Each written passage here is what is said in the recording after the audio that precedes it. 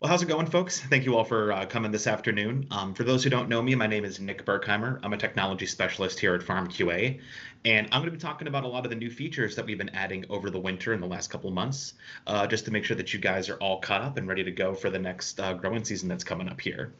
So to give you a bird's eye view of what we're going to be talking about today, we're going to focus on some big new features first, namely FarmQA's new dashboard, as well as our chatbot features that we have recently added into the program. We're also going to talk about some changes to recommendations and spray records, specifically as we're getting into the season and things are really rolling. We've made a couple improvements to scouting, namely on the reporting side, some new options for you guys to capture data as you're out in the field there.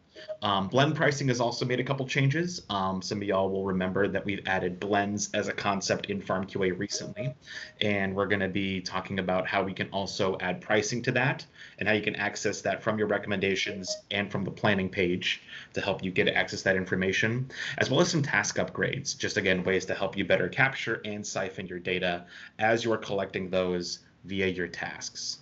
So with that, we're going to hop right into the product like we normally do, and we're just going to get started showing you what we got going on. First and foremost, I'm going to talk about a relatively background feature that a lot of folks have already noticed and gotten excited about.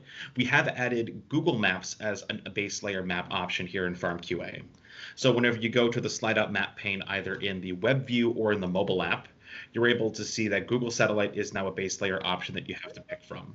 So a lot of folks have really been enjoying this as you've just kind of gradually discovered it. But another way to kind of get access to this imagery as you're going through and being able to draw out your fields and go scout. So another cool thing that we've added that you guys can kind of use to go through and kind of check this out here.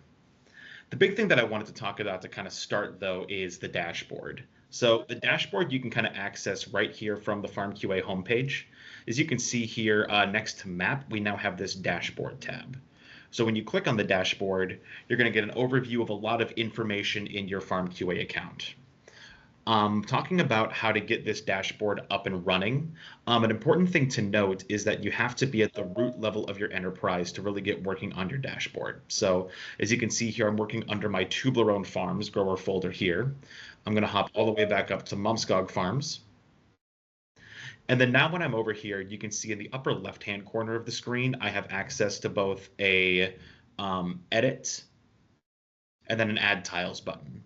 So how we use the dashboard here, is that you're going to be doing a lot of work with the dashboard at the root level of your enterprise, so at the very top. And then whatever changes you make to the dashboard are going to kind of move down through the rest of your organization. So whatever edits I make to the dashboard here are going to be reflected in all of my grower subfolders. So it's going to give you some ideas of some things you can do here. I'm going to click on this edit button over here in the upper right-hand side of the screen. This is where I can go and kind of customize how things are going to look here. So you can see, for example, some of these tiles are looking a little big. Maybe I don't like the ordering here. I can kind of use this to drag these around and reposition them however I like. And again, remember, this is going to be reflected in all of the subfolders. So just kind of talk with your growers and think about how you want this to be reflected across the rest of your organization here. Let's also talk about what information you can actually put into your dashboard as you're going through here. So when you come over here to the upper right-hand corner of the screen, there's going to be an Add New Panel option. When I click on this, I can see all the pieces of information that I can put into the dashboard. What we give you is access to your field journals, access to weather, access to metrics if you're signed up for analytics, satellite imagery, work, crop allocation, metrics, and our chatbot. I'm going to go over some of the features that are going to be kind of given to you by default. And then from there, we're going to talk about some things that you get if you signed up for imagery, work, or anything along those lines. So I'm sure that most of y'all noticed one of the big things coming up here is that I have this crop acreage popping up right away. The crop acreage column is going to give you a breakdown of the acres planted in your current level of the organization that you're working in. So for crop acreage, you can see here, I can see across my entire organization of the 24,000 acres that I've planted, this is my breakdown of each of my individual crops. I can see I have about 5,500 acres of barley, 3,500 acres of sugar beets, etc. This same data is broken down over here in the variety acreage, so we can see specifically what varieties I'm working with and what that breakdown is going to look like. Now, this can be a little chaotic if you're working at the root level of your organization. As you can see, since I'm working with so many different crop varieties, we have a lot of them loaded here. But when I go down to one of my sub farms, for example, I'm going to go to my potato farm, Tublerone Farms. I can go in here and kind of get a much more streamlined version. And you can also get a better idea of what I'm talking about when I say that we're just kind of delivering what is at that level of your organization when you're here. So when I look at crop acreage, we can see everything here is planted to potato. That's all we're growing here. That makes sense. But over here in variety acreage, I've got a much more focused in breakdown of what's happening in terms of my acreage here. So I can see what's happening over here, and I can have access to that right here at the touch of my finger.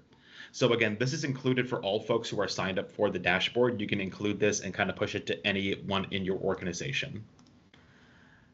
Now moving back up, another great thing that we have access to over here, as you can see, is our weather. So for weather, I'm going to go over here, edit this, and get this moved around a little bit. What we're able to do with weather is that we can give you weather from any of your existing weather stations, and we can kind of push this over into your FarmQA account.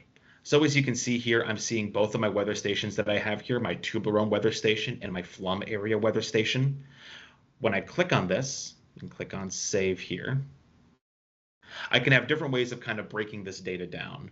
Not only do I have access to getting this 5-day forecast according to FarmQA's WeatherX weather service, but I can also get some more current information, what's happening right now at this station.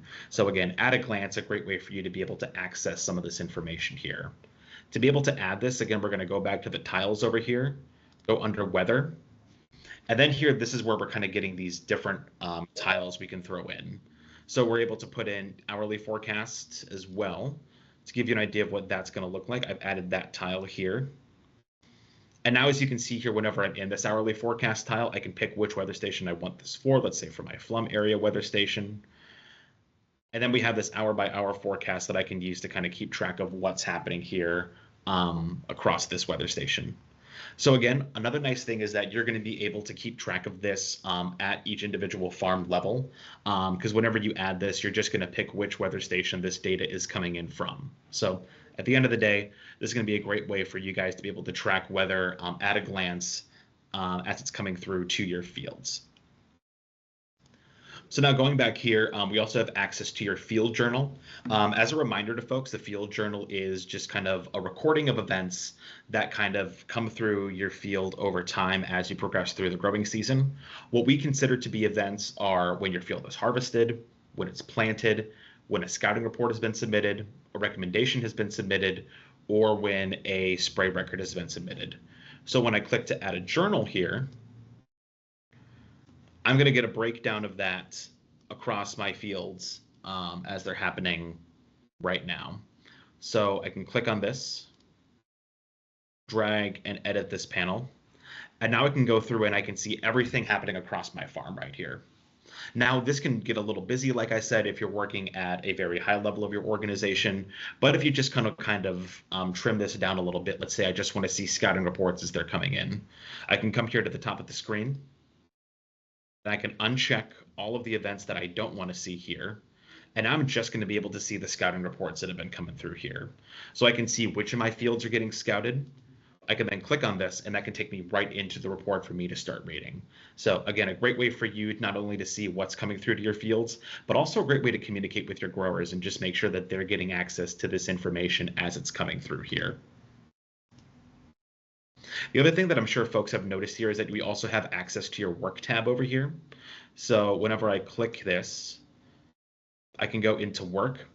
We can go in and kind of see like what you have coming up task-wise.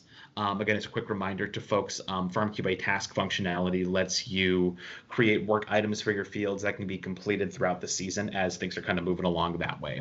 So what I really think that this is really useful for is that you can go through and you can see what your current work is to kind of get an idea of what your workflow is coming up. So I can click on current work. I can add this in. I'm going to drag this over here. And I'm going to stretch this out a little bit. because now we can go through and we can see what's happening across my fields and all the work that needs to be happening. So this is going to be my entire workflow across my whole organization. I can see who's got what coming up, what type of tasks they're doing, and where this needs to happen at. So again, a great way to kind of be able to get an idea of what's happening here. Some of you will recognize this as coming from the work page. This is very similar to our task list that we have here. But again, the power of having the ability to view this in the dashboard is that you're able to get this at a glance alongside your other data. So when I come back here to the dashboard. Yep, what's up, Galia? So somebody's asking, why don't I see the dashboard edit buttons on my end? Yes, so a couple things here. Number one, remember that you have to be at the root level of your enterprise. Like I said, whenever you're working in the dashboard, you need to be at your root level, because how we conceptualize the dashboard is that you're going to make a basic one for your whole organization, and then that's going to be reflected as you move down. So again, when I'm working in my Tubler-owned farms level, my edit dashboard options are not going to be available. Because this is just a reflection of what I've been working at my base level of my enterprise. So kind of a little thing that you guys are going to want to make sure that when you're working on these, make sure you're at the root level to get access to these dashboard edits. That solves the problem. Oh, that solved the problem? Yep. Perfect. So I'm going to go through, I'm going to clear this out a little bit. As you can see here, whenever you want to remove panels, if things are getting a little noisy, you can go through, click on this edit icon, and then to remove any panel, you want to click on these three dots and then click on remove.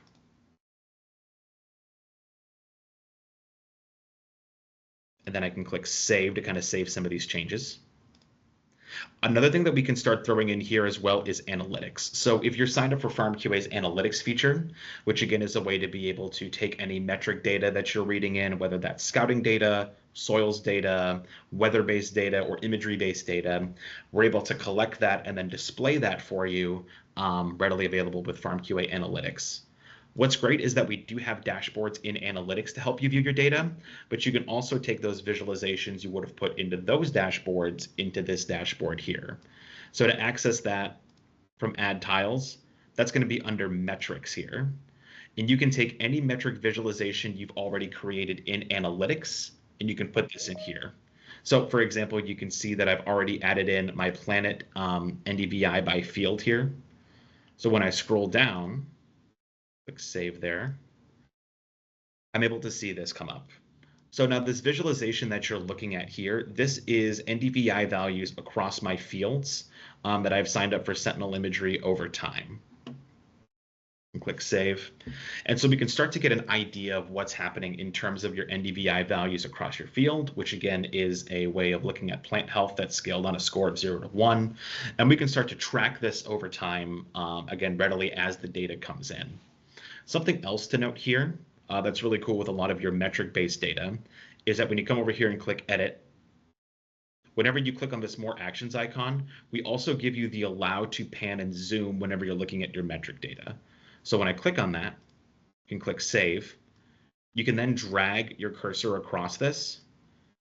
And now we can zoom in specifically on like one part of this if you're looking at a really specific part of your graph. For example, if I'm noticing this dip in NDVI here and I kind of want to take a closer look at what's happening, I can zoom in on that. And then I can also use this plus and minus button to kind of get a better idea of what's happening in these smaller time ranges. And if you ever want to go back to your initial view, you can just click on this reset button, and then we're back to what we initially started with. And we can load any number of metric visualizations in here. Something else to note is that this data is also going to be constrained by what folder you're working in. So how it works here is that since I'm at my root level of my enterprise, I'm able to see everything going on here. And then I also know that all of this data is specifically in my Tubler-owned farms folder. So when I look at this, I'm still able to access this graph at the end of the day, right? If I go to other folders though, like if I go into my Fargo Farms folder, I'm not going to be able to see this because I don't have access to that data at this level of my organization. So just something else in terms of being able to share data with folks across your enterprise. And then we'll take another look here at our add panes graph to kind of take a look and see what else we can add here aside from our metrics. Another thing that I think is really interesting that I want to point out is your satellite imagery panel. So when I click on satellite imagery, we'll take a look at this panel down here at the very bottom of the screen. First off, we want to select what type of imagery we're bringing in here. So let's say that I want to bring in my NDVI. And again, all of this is determined based on what type of imagery you're bringing in from your Sentinel and your Planet integrations. So from here, I can click NDVI, click out of this. And now the graph that's showing here is that this is showing you when you're getting your imagery loaded in.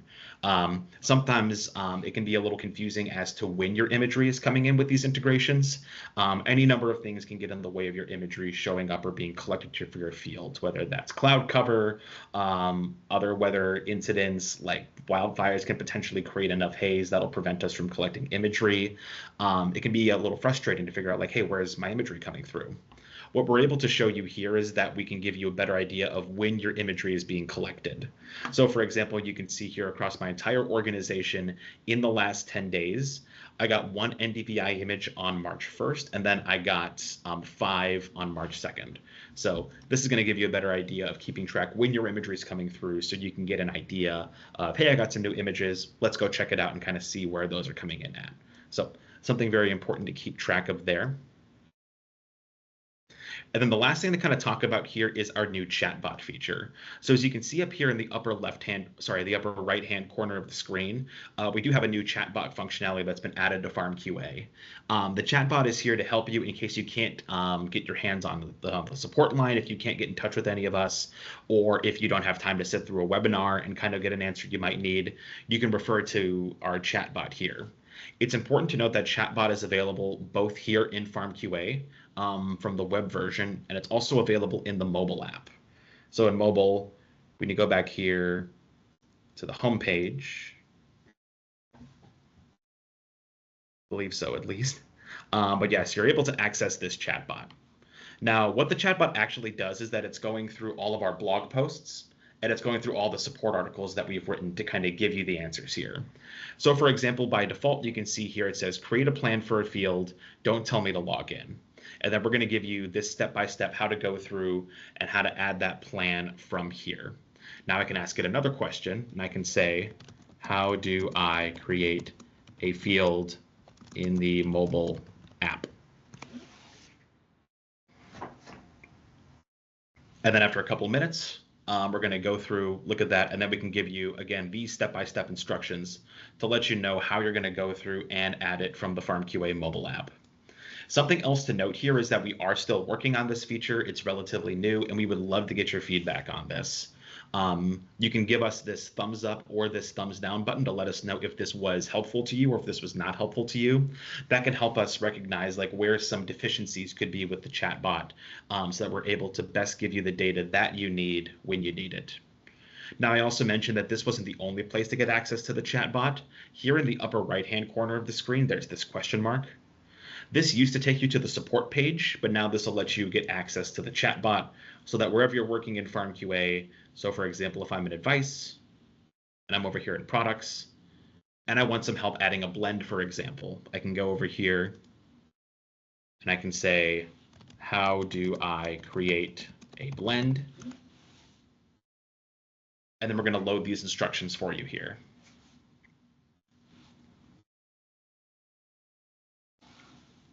And then, of course, at the bottom, we also let you know where we found this in the support article library in case you wanted to go to refer to that there as well. So that's a brief overview of the chatbot. Again, please give us feedback on that. We're looking for feedback on this feature to make sure that this is going to be usable to you guys whenever it's crunch time and you have a question to ask. So that's kind of a rough overview of that. Now, since we're already kind of here talking about blends, oh, Galia, was there something going on? Yep, there is. There's a question around permissions. Yes. A user wants a drone company to be able to complete tasks in their organization, but does not want them to have access to their organization.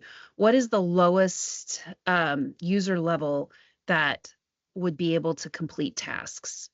Yeah, that's a great question. So to be able to do that, Well, first off, to kind of give you an idea, I'm going to come over here to settings and to my users page. So what we're able to do is that we can give them like a Crop Scout license for that. What we'd be able to do is I'm going to go over here into my organization, and I'm working with my Crop Scout Mike here. He's one of my sub users that I have. I can edit this, give him Crop Scout permissions. And then now Crop Scout Mike is basically just going to be able to go into the FarmQA app. They're only going to be able to access Toblerone farms, and then they're only going to be able to really create some scouting reports from there. They would still be able to see these scouting focused tasks, but what they're going to be able to do is that they're just going to be able to complete those at the end of the day. And again, I always stress that whenever you're adding in other folks in your organization, make sure that you just restrict them to whatever they're going to be working in, because that's going to prevent them from really seeing anything else. Does that kind of answer the question there in terms of like how low we can go in terms of creating tasks and where to assign folks? Yes. Okay, excellent. So going back to talking about blends quickly, I'm going to go back to advice, and I'm going to go to products. So just as a quick reminder, we recently added blends in as a concept in FarmQA. What a blend is that it's going to be a mix of multiple fertility products that you have that we can combine together to kind of create you a fertilizer mix. Since we recognize that you're not always just going to be putting down urea or potash or any number of those products. Step one for getting your blends in is you're going to go ahead and add the fertility products that you're looking at adding into your blends. Always make sure that you're adding in prices for these as well, because that's one of the important new additions that we made to it. And then over here on the right-hand side of the screen, you can add in your nitrogen, phosphorus, and potassium levels for each of these products. For example, here for 40 Rock, I have 40% potassium and 12% nitrogen. 40% phosphorus, 12% nitrogen, no potassium. Under micronutrients, I've also added in sulfur and zinc. You can add in micronutrients under these products by clicking Add Micronutrient. And then you can add any one of these preset lists of subproducts in here as well. Also note that if you're trying to add in a fertility product and you're not seeing anything that you're trying to add in, please let us know and we can work on getting that added for you.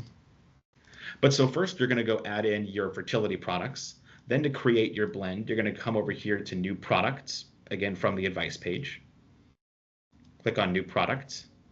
We're going to call this Mid-Row Blend.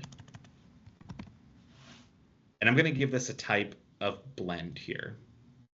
Now in this page, what we're going to see is I'm going to want to put in a rate for this. Let's say I want to put this in at 100 pounds per acre. And then on the right-hand side of the screen, I'm going to click on Add Products. So when I'm in here, this is where I'm going to pick which products I'm going to be putting into this blend. Let's say this is going to be urea, and then I've also got MAP, for example. I can click Add onto these guys. And then by default, we're going to give you a 50-50 mix. Let's say that I want this to be 60-40, and then I can click Save. So now I have this blend that can be put into my plan templates, and that can also be put into my recommendations. So I'm going to hop over here into plan templates quick. I'm going to go under my potato plan, and we can see here that under a couple of my steps, I've already added some blends in here. Now adding a blend is going to be really simple. I'm just going to go through and re-add in this 40 Rock blend. You'll click on whichever step you want to add this in, click Add Products. And then I'm going to have this 40 Rock Potash 70-30 blend that I want to throw in here. Click Add. And then now we can see I have this product in here, and I also have a nutrient breakdown. So we can see how much N, P, and K I'm going to be applying at this step of my plan. Then I'll click Save.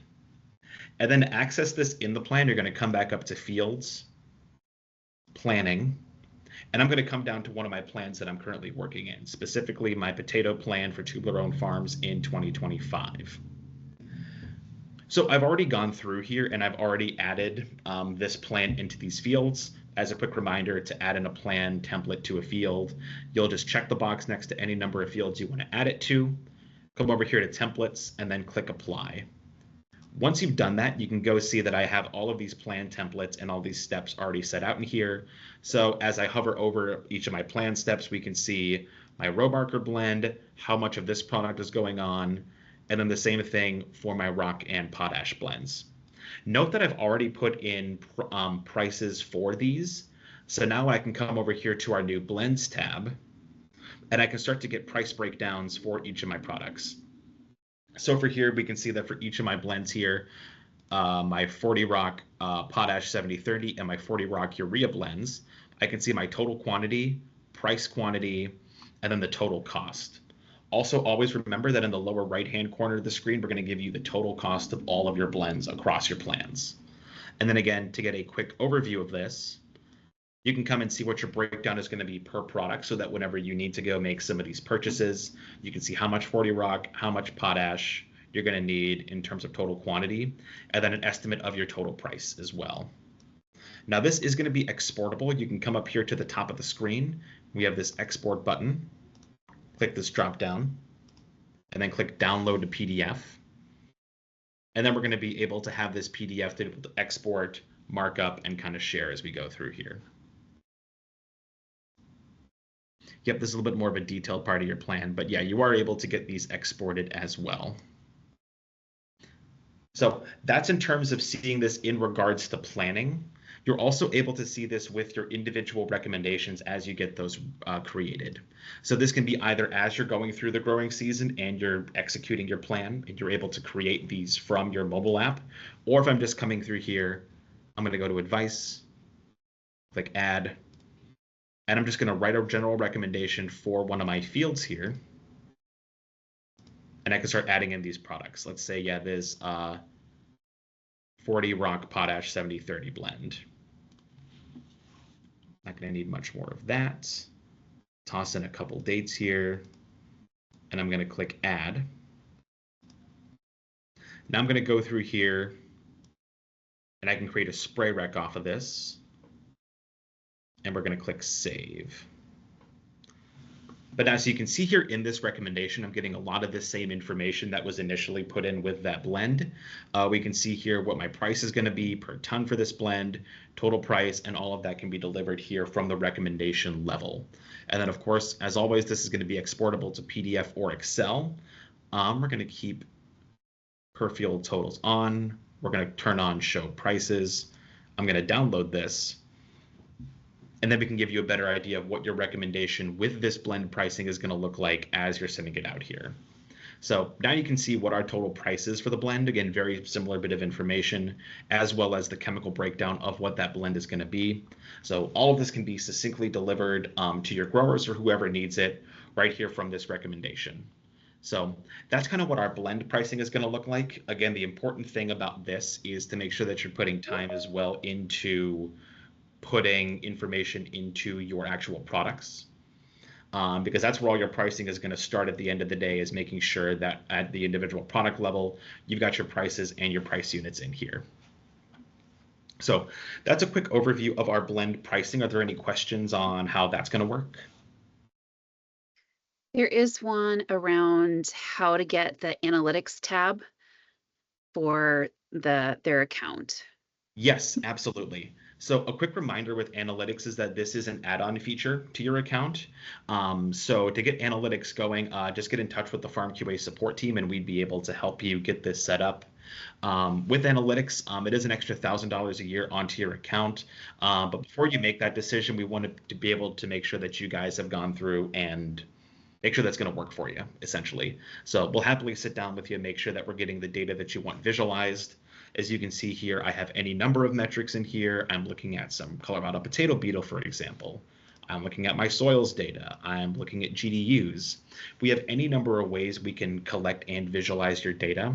So if you ever want to try and get that visualized, please let the support team or the sales team know, and we'll be able to help you get that turned on for your account, and we can help get you a trial to make sure that you're kind of viewing that. Does that answer those questions well? I think so. Awesome. So kind of talking again about some of our tasks improvements. One of the big things that you're going to be able to do with tasks now is that you're able to put your sampling markers into different buckets whenever you're out sampling. So what I've done here, kind of under settings and markers, I've created multiple different layers for my soil geomarkers. I have my generic soil sample marker layer, and I have my grid sample marker layer. We recognize that whenever folks are out zone sampling, grid sampling, or composite sampling, you're doing completely different things in terms of your sampling protocol, and we don't want that all to get necessarily mixed and jumbled into one layer whenever you're collecting all of your sample locations. So while we recommend that you go and you split these up, we also recommend that whenever you're going and creating your tasks for these, that you go and you can load the sample locations you collect into different marker layers. So what we can do here is I can come into fields. I'm going to select any one of my fields here. Let's say this 13 South. I'm going to click on Schedule Task. And then under here, I can say that I'm going to do grid sampling for this field. So I'm going to go into here, click on Fields. I'm going to lay out my grid. Let's say that this 5-acre grid looks good. I can click Save. And then now on this next page, what I'm able to do is that after I select what my sample depth is, I can click Marker Types. So specifically here, let's say that I don't want my grid sample locations going into my soil sample location marker bucket. I can now say that everything I collect here is going into grid sample markers, excuse me. So now whenever I collect these locations and I want to go back to these, I can turn on my grid sample markers as opposed to just having everything loaded into my one marker layer, again, to give you that level of separation so you're able to easily see like where you sampled for each of your tasks here. So that's going to be a way for you guys to go through and just make sure that your data is all heading to the right place. Now moving over to mobile, since we're talking about tasks here, there's been a really big addition that we've made here recently, and that's now that recommendations and spray records are going to be editable and deletable right here from the mobile app. I know for a lot of folks that was a bit of a headache in the past, but we have added that ability for you guys to be able to go through here and make sure that you can edit these on the go. So to do that, again, I'm right here in my version of the FarmQA mobile app. I'm going to click on Advice, and I'm under the Recommendations tab here. So let's say that I have this recommendation here that I want to go edit. I can drag across this to the right, and it doesn't work as well here whenever I'm on the computer version, but you can start to see that I have these two bars here. One of them, the green one, is going to be to edit, the red one's going to be to delete. Now, whenever you're actually seeing this in the mobile experience, they're going to be much bigger buttons, but again, the tool that I'm using here does not always cooperate the best. So what I can do is I can click on this into my recommendation. Oops, let's go try a different one. Click on this. All right, I'm going to write a new recommendation just so we can make sure that we can access this. So something to note here is that if the recommendation has been completed, so it has this green check mark next to it, we're only going to be able to delete the recommendation, as you can see here. But if the recommendation is in progress, so it still has this red check mark next to it, you're going to be able to edit that on the go. So I'm just going to toss in a quick recommendation here. I'm going to just toss in one of my mixes, and I'm just going to get this submitted. So now that I have this recommendation, let's say, hey, there's a product rate that I don't like in there. There's a product I need to add, anything along those lines. I can swipe left on this. Again, I can click on this green portion here. And then now I'm in my recommendation. So I can go through. Let's say, oh, shoot, I need to put in a glyphosate rate. Let's put that at 5. Let's say fluid ounces per 100 gallons here. And then I can click Done. So now we can see that's reflected here in the recommendation. I can click Save. And then now I've edited that here on the fly. Again, same thing with spray records. Again, whenever you're working with spray records in mobile, make sure that you're in Advice and you go to the spray records page. Let's actually go through here and we'll complete this guy. So I'm going to click Select, check this box, complete this recommendation. All of this is looking good. Let's submit this and create this spray record. So now under the spray records page, I have this spray rec in here. Again, same workflow. You can just want to select your recommendation or spray record.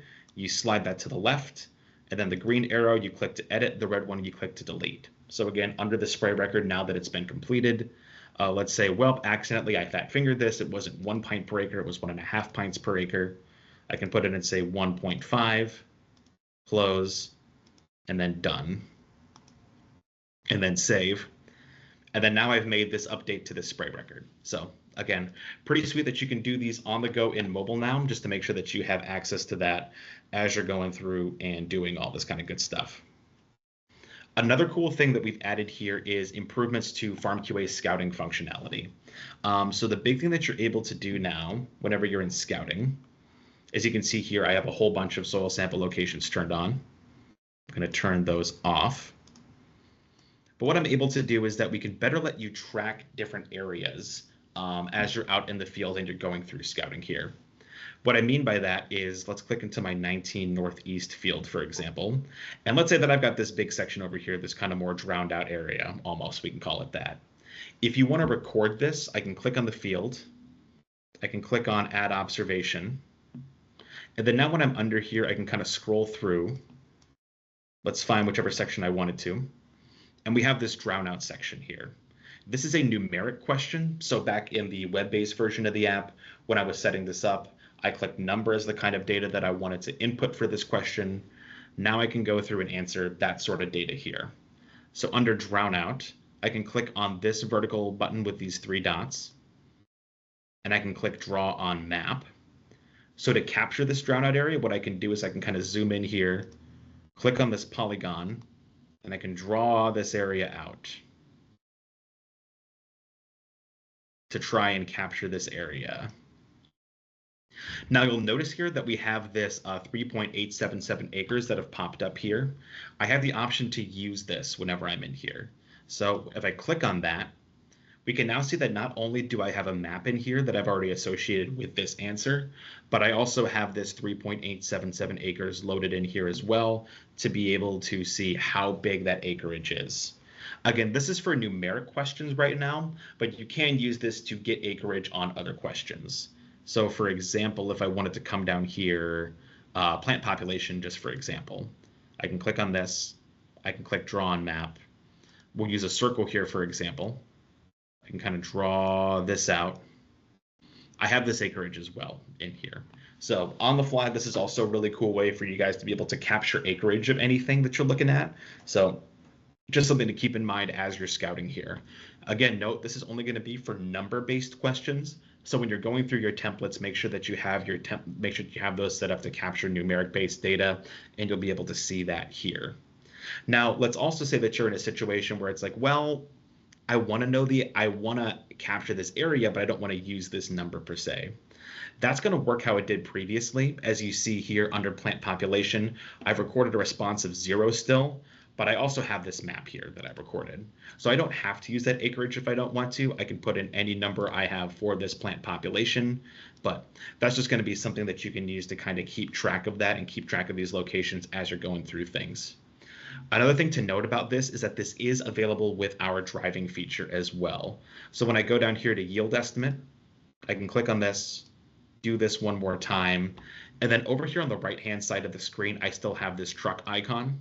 That's going to be the follow me option that you have here. Now, as a reminder, the follow me option is going to be available for when you're drawing in your field boundaries. If you need to kind of draw a perimeter for something, and you can go set that here. But it's also going to be available for this drawing scouting observations feature as well. So once you click record, we're going to start following your location as you, in your truck, 4x4, whatever you're using, as you're driving the perimeter of whatever you're trying to record here. We'll be able to keep track of that as well. When you're done with that, you'll click stop on this recording, so the big red icon. Oh, sorry, we'll click pause here. When you're done, we'll click check.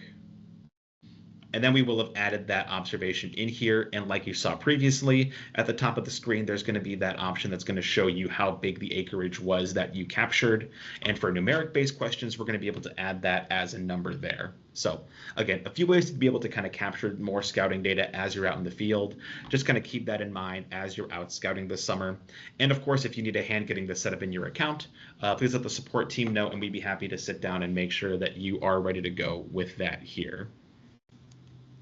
Another cool option. Oh, sorry, what's up? A couple questions.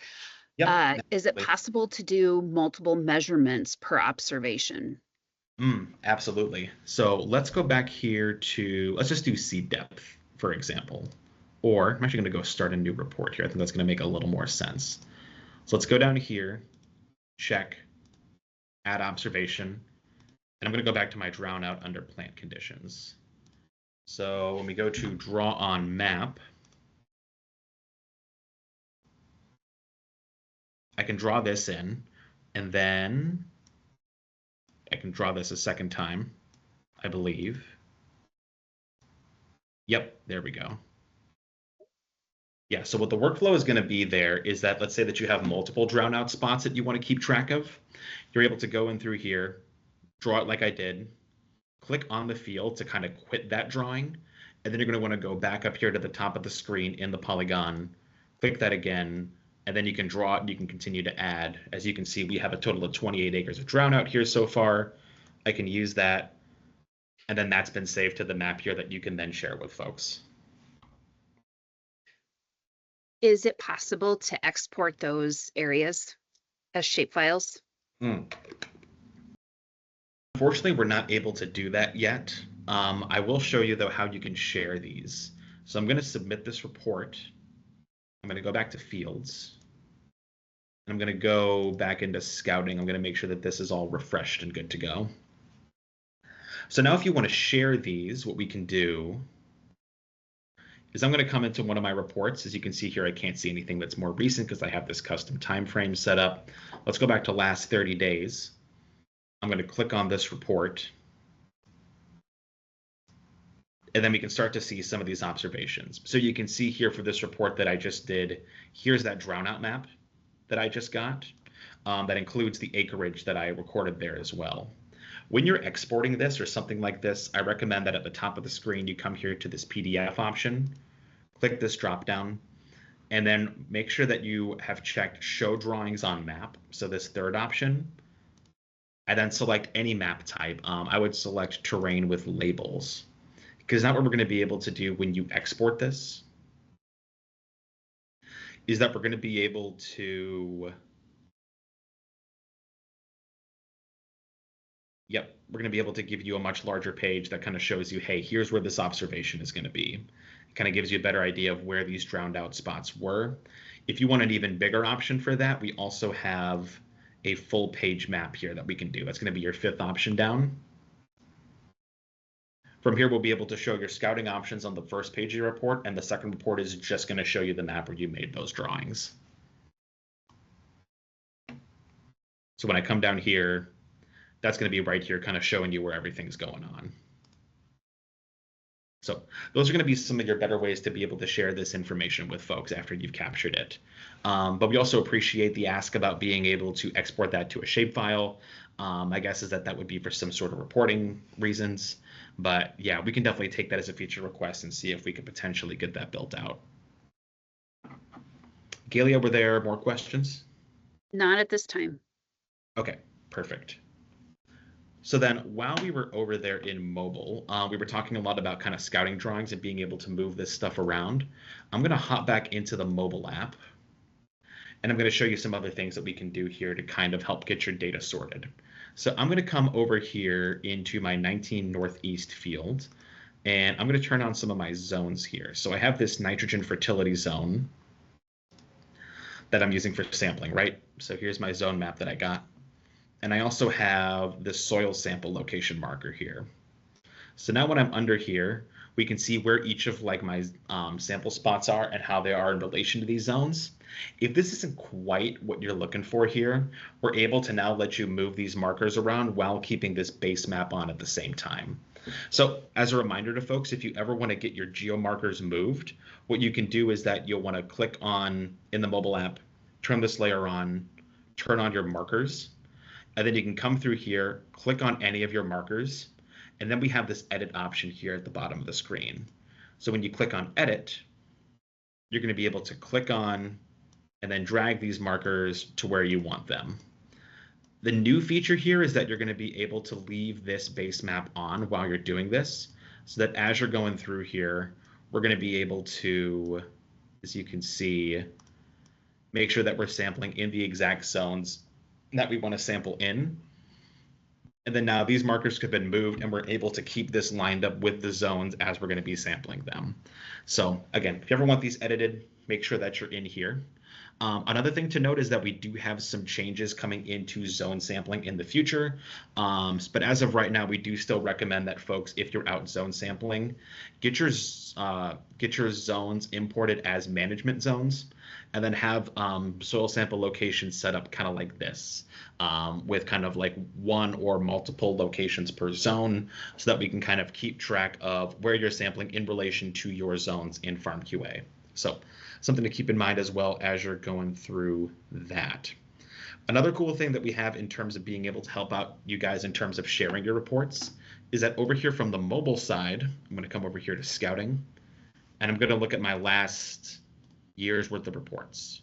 So we can see over here under filter, I've got my last 6 months worth of reports. Let's edit that. So instead of saying just my last 7 days, let's go as far as we can. We'll go to my last 180 days worth of reports. Now, as you're exporting these, we have gotten feedback that folks are going to want to be able to not just see these kind of bunched up like this, but they want us to be able to group by reports. Sorry, group by crop for your reports. That is a new option now. So you can click on sort here, and you can sort reports by crop and variety. So now, as you can see, everything is sorted by crops. I have all of my barley reports on top, followed by corn, potatoes, etc. This is really convenient because when you're going through and you're getting these reports exported, I can click on select. I can check any number of these reports here. And then when I go to PDF, I can just have one big report with all of these for a single crop in a single grower, kind of loaded in and get those ready to go. So now when I click open PDF here, I'm going to be able to kind of get these downloaded as one report kind of by crop that I can get sent out. So again, just another way to kind of succinctly and easily get your reports sent out here and get those shot off to your growers. But yeah, so that's most of what we have in terms of new content. One thing that I also did want to say before I kind of open the floor to questions, make sure that folks have your 2020, make sure that you guys have like your most recent growing season set up here. If you're ever in your account and you notice in the upper right-hand corner of the screen that next to your growing season, there's a little yellow triangle next to it. That means that we're not seeing a growing season that has its dates that are currently encompassing the dates of the year in there. That could be seen over here under settings, growing seasons. You'll see under my active 2025 growing season, I have this start date and this end date that kind of encompasses this year. If you haven't made a new one, we're still working off 2024 and what those dates are. So if you are seeing that your growing seasons have that little triangle next to it, or you haven't set up a new growing season, I would highly encourage you to get that set up in your account. Mainly that being because if you don't have a 2025 growing season yet, and you start scouting, writing recs, any number of those things, we're going to start to put your scouting and recommendation data into previous growing seasons. So that's going to get things a little jumbled up, unfortunately, and that can just be a bit of a pain to kind of get that undone and to make sure that your data is in the right place. So before things get busy, make sure that you have your 2025 growing season set up and ready to go, so that you are ready to hit the ground running once the growing season really starts. So with that, I'm going to open the floor to any questions you guys might have. We can talk about either some of the content we've covered today or anything else that you guys might want to talk about before we really get going with the growing season. So with that, Galia, let me know if you have any questions here.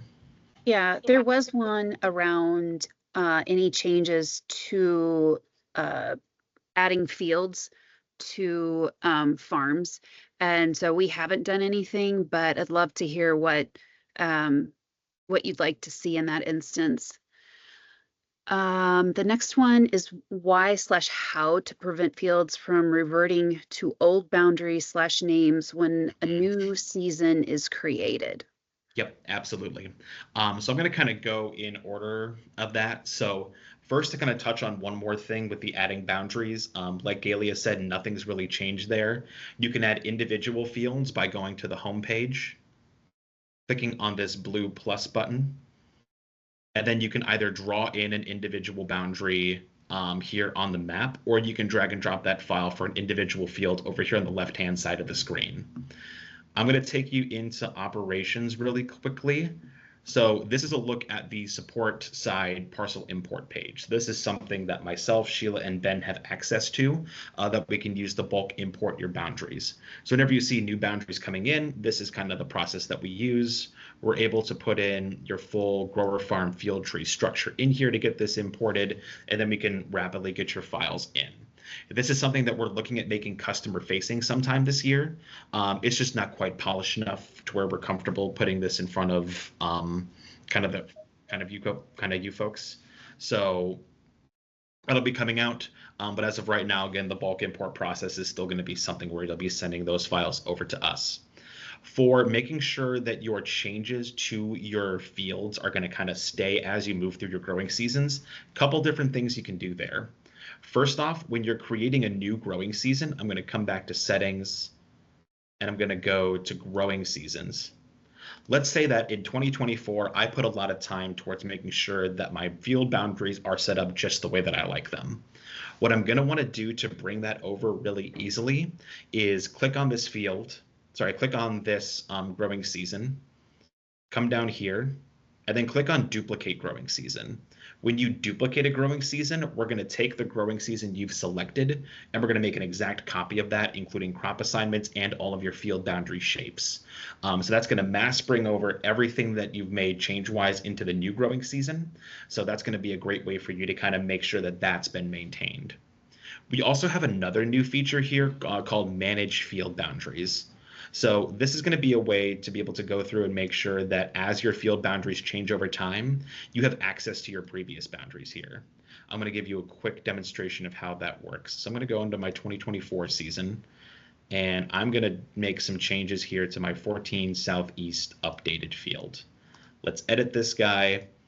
I'm going to move around a couple vertexes, and we're going to make sure that this is drastically different from what I'm seeing here in other years.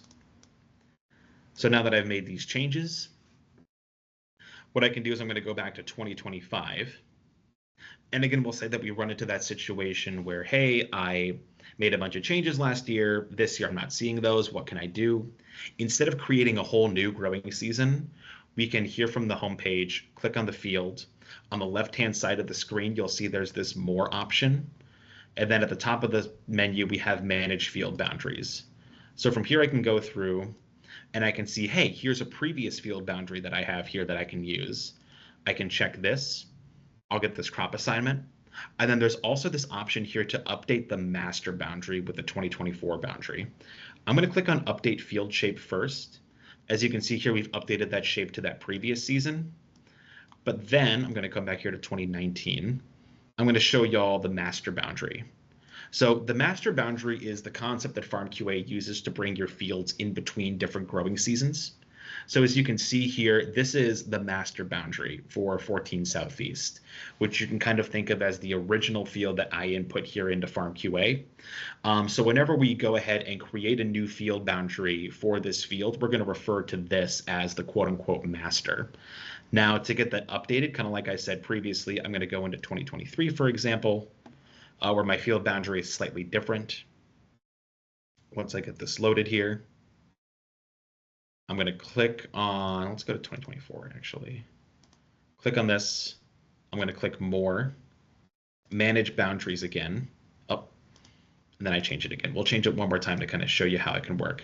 But regardless, at the end of the day, what you're going to want to do when you're in that screen is you're going to want to click on the update master boundaries button as well as the update current boundaries. Because now when I'm in here, I can say not only do I want this to be the current boundary, but I want this to be the permanent boundary for the field. So now when I go back to that master here in 2019, we're able to see that this has been changed and updated at the end of the day. So that's kind of what we're looking at here. But that's kind of what we have in terms of making sure that your field boundaries are going to be up to date as you move through your growing seasons here. Hopefully that answered the question. If it didn't, let me know. Another one is around batch adding fields to a scouting observation. The records and photos will duplicate. Is there a way to add multiple fields to a scouting observation, but only have one summary? So we're looking at having a batch scouting report where we just have the one summary is kind of set throughout everything. So then we would come through here. Yeah, so I don't think that we're going to be able to do that really easily, because from our concept of a batch scattering report, we're saying, hey, for this one report, we're going to be covering multiple fields at once. But then, again, the issue that we run into here is that we're going to have some discrepancies field to field. So as of today, I don't think we have a great way to kind of get around this. Ultimately, we would have to go through those individual fields and tweak those ever so slightly to make sure that there's just the picture in the report for the one specific field that picture's in. But this is something that we can look at also ironing out for you guys. Yeah, Tabitha, I would say go ahead and just contact support and we can talk through what's needed, potentially what you're asking for in more detail. Nick, is there a best way to split a field in 1 year and then merge the fields back to the original boundary for the next season and have the field history maintained? So for the first part of the question, yes, there is a way for us to do that. So FarmQA has a split field feature that is currently in beta. So for the split field feature, how that works is that we have to distribute what's called a feature flag, which is just a URL that contains a string that says, hey, whoever is going to be accessing this, they're going to be able to get the split field tool. The split field tool can be accessed by clicking on a field, clicking on more, and then it'll be the top option up here. We'll then be able to programmatically split your field in half, and then however your split field is going to work from there, we're able to redraw your boundaries to how you need them to look. The cool thing is that this isn't going to update that master boundary that we talked about. It's just going to be the field in this specific growing season. So whenever you move forward and create a new growing season, we're going to be able to go back to that original field boundary as opposed to this split boundary here. So in terms of being able to split, we're able to do that pretty well.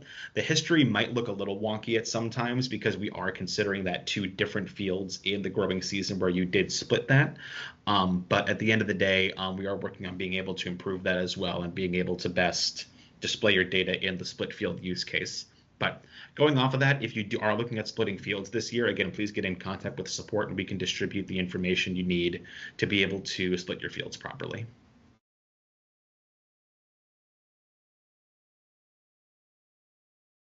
Were there other questions, Galia?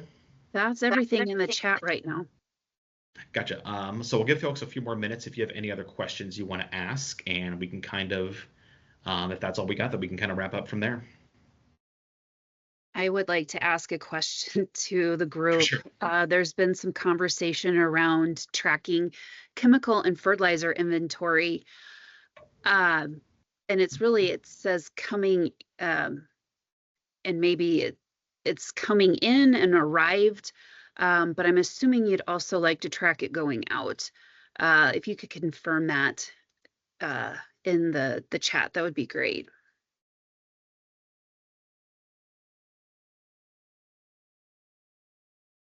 There is another one.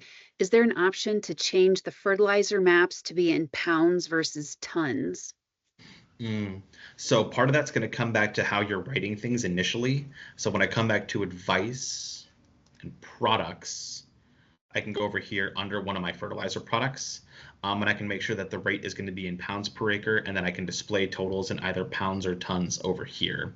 So that's going to be a way for you to make sure that we're showing things in the proper units. Otherwise, whenever you're currently working on creating a prescription, for example, and you do have things set in pounds or tons, we're going to be kind of stuck with that after you initially create that prescription. So if you want to change your units, I'd recommend rewriting that prescription with a different unit that you're looking at, as you aren't able to split between units when you're in there.